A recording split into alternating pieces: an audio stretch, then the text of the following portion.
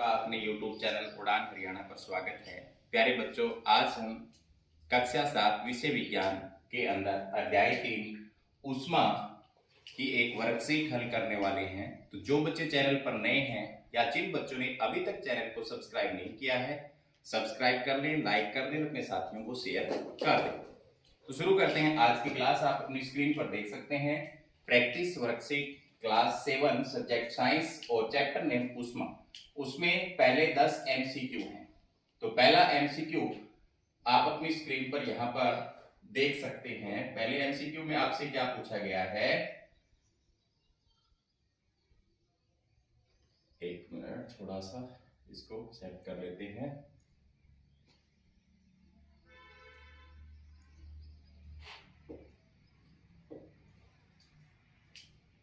मानव शरीर का सामान्य तापमान कितना होता है? तो प्यारे बच्चों, आप सभी को पता है कितना होता है, 37 डिग्री सेल्सियस। ऑप्शन नंबर 2 इसका राइट आंसर हो जाएगा। आगे है क्लिनिकल यानी डॉक्टरी थर्मामीटर। ये थर्मामीटर लिखा है, यहां पर क्या आएगा, थर्मामीटर आएगा। से हम कितने डिग्री सेल्सियस तक माप सकते हैं? तो आपको जब चैप्टर पढ़ाया गया था तो बताया गया था डॉक्टरी थर्मामीटर की जो माप है या उसका जो प्रेशर होता है वो कितना होता है, 35 डिग्री से 42 डिग्री तक होता है। तो ऑप्शन नंबर कौन से में आपको ऐसा नजर आ रहा है, पहले ही ऑप्शन में नजर आ रहा है, तो पहला ऑप्शन इसका बिल्कुल सही हो जाएगा। आगे है ऊष्मा क्या है? तो ऊष्मा एक वस्तु से दूसरी वस्तु में परिवर्तित होती है। तो यहां पर आप लिख सकते हो स्थानांतरित होती है। ऊष्मा एक प्रकार की ऊर्जा है, तो ये भी सही है, ये भी सही है। ऊष्मा जिसमें हम गर्माहट अनुभव करते हैं, गर्मी लगती है, ऊष्मा के कारण से है, तो ये भी सही है। तो क्या आंसर सही हो जाएगा इसका, उपरोक्त सभी बिल्कुल सही हो जाएगा। आगे चलते हैं। इसके बाद नेक्स्ट, ताप मापने के लिए किसका उपयोग किया जाता है? तो ताप मापने के लिए हम किसका उपयोग करते हैं, थर्मामीटर का उपयोग करते हैं। इसका भी नहीं, इसका भी नहीं, इसका भी नहीं, किसका उपयोग किया जाता है, थर्मामीटर का। तो ऑप्शन नंबर 3 इसका राइट आंसर हो जाएगा।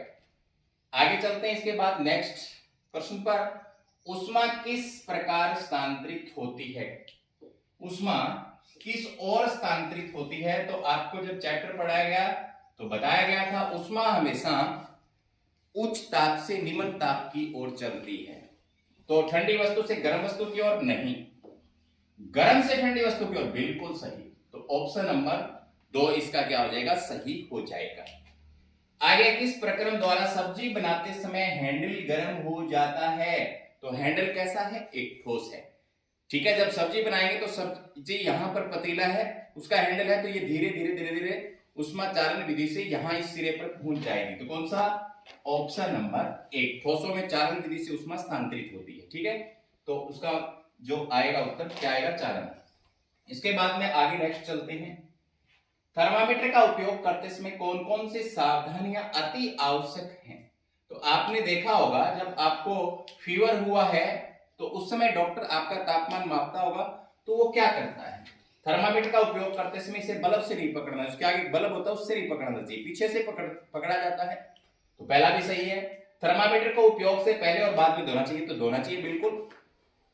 उपयोग से पहले का तल 35 डिग्री सेल्सियस से नीचे हो, तो डॉक्टर ऐसे उसको झटके मारता है, क्यों मारता है, ताकि उसका तल 35 डिग्री सेल्सियस से नीचे हो। तो यहां पर सारे ऑप्शन इसके सही हैं, तो क्या आ जाएगा, उपरोक्त सभी। सेल्सियस को फारेनहाइट में कैसे बदला जाता है?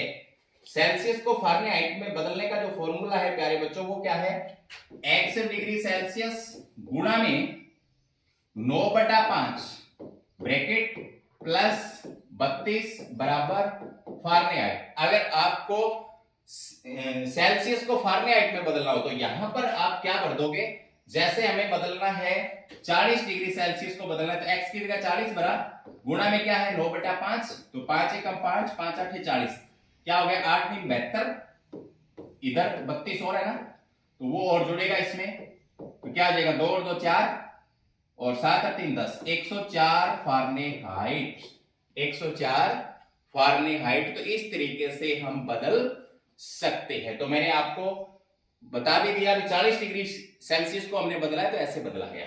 आगे है, तो यहां इसमें कौन सा ऑप्शन हो जाएगा, सूत्र कौन सा सही है, तीसरा। आगे, सूर्य की ऊष्मा पृथ्वी तक किस विधि द्वारा पहुंचती है? तो बिल्कुल आसान है, किस विधि से पहुंचती है? विकिरण विधि से पहुंचती है। तो ऑप्शन नंबर 2 इसका राइट हो जाएगा। आगे चलते हैं। इसके बाद रात के समय, तो ये आपको समुद्री समीर और जब थल समीर आपको पढ़ाया गया था तब आपको बिल्कुल अच्छी तरीके से इसके बारे में बताया था। जैसे मान लो यहां पर समुद्र है और यहां पर स्थल है, तो आपको बताया था जब सूर्य की गर्मी पड़ती है तो रेत क्या है, जितनी जल्दी गर्म होती है उतनी जल्दी ठंडी भी होती है रात को, और पानी जितना धीरे धीरे गर्म होता है उतनी ही जल्दी क्या होगा, ठंडा नहीं होगा, धीरे धीरे ठंडा होगा। तो रात को क्या होगा, समुद्र का पानी गर्म ही रहेगा, रेत ठंडी हो जाएगी। तो यहाँ पे ऐसा कौन से में ऑप्शन नजर आ रहा है, देख लो, समुद्र ज्यादा ठंडा होता है, भूमि से समुद्र का पानी गर्म हो जाता है, गलत, भूमि गर्म हो जाती है, गलत, समुद्र ज्यादा ठंडा होता है भूमि से, गलत, भूमि ज्यादा ठंडी होती है समुद्र से, ये सही है, क्योंकि समुद्र गर्म होता है और भूमि क्या हो जाती है, ठंडी हो जाती है। तो ऑप्शन नंबर इसका चौथा बिल्कुल सही हो जाएगा। आगे चलते हैं। इसके बाद में छोटे उत्तर वाले क्वेश्चन हैं थोड़े, इनको आपको अपनी नोटबुक में नोट डाउन करना है और याद करना है, क्योंकि जब अब आपके जो सेट होंगे उसमें इसी तरीके के प्रश्न आएंगे, हो सकता है इसी में से पूछ लिया जाए। तो पहला है, जब हम बर्तन को ज्वाला से हटा लेते हैं तो धीरे धीरे ठंडा क्यों होने लगता है? बर्तन ज्वाला के ऊपर है तो वो गर्म है, इधर रख दिया उठा करके उसको, तो वो धीरे धीरे, क्योंकि उसमें उष्मा निकलती है, ठीक है, उस बर्तन का तापमान ज्यादा है, बाहर जो हवा है वातावरण उसका तापमान कम है, तो अभी आपको बताया उष्मा उच्च ताप से निम्न ताप की ओर चलती है, तो उससे निकल के वातावरण में आ जाएगी तो ठंडा हो जाएगा।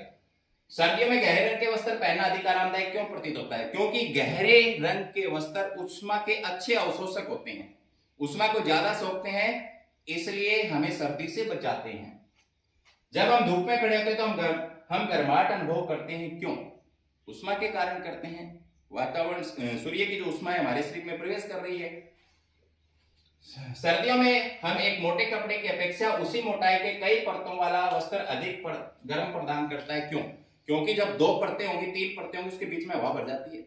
हवा क्या होती है, उष्मा की कुचालक होती है, उसके अंदर से उष्मा अंदर बाहर नहीं आ जा सकेगी, तो हमें ज्यादा गर्म रखेगी। गर्म जलवायु वाली जगहों पर घर के उजले रंग से रंगने की, उजले रंग का मतलब क्या होता है, हल्के रंग से, हल्के रंग से रंगने की सलाह क्यों दी जाती है? गर्म जलवायु वाले, जैसे अगर बाहर हम गहरा रंग कर देंगे तो क्या होगा, वो उष्मा को ज्यादा सोखेंगे तो हमारा घर ज्यादा गर्म रहेगा। अगर हल्का रंग बाहर पेंट किया हुआ तो वो उष्मा को कम सोखते हैं, अच्छे परावर्तक होते हैं, वो उष्मा को परावर्तित कर देते हैं, तो इससे हमारा घर जो है वो क्या रहेगा, ठंडा रहेगा।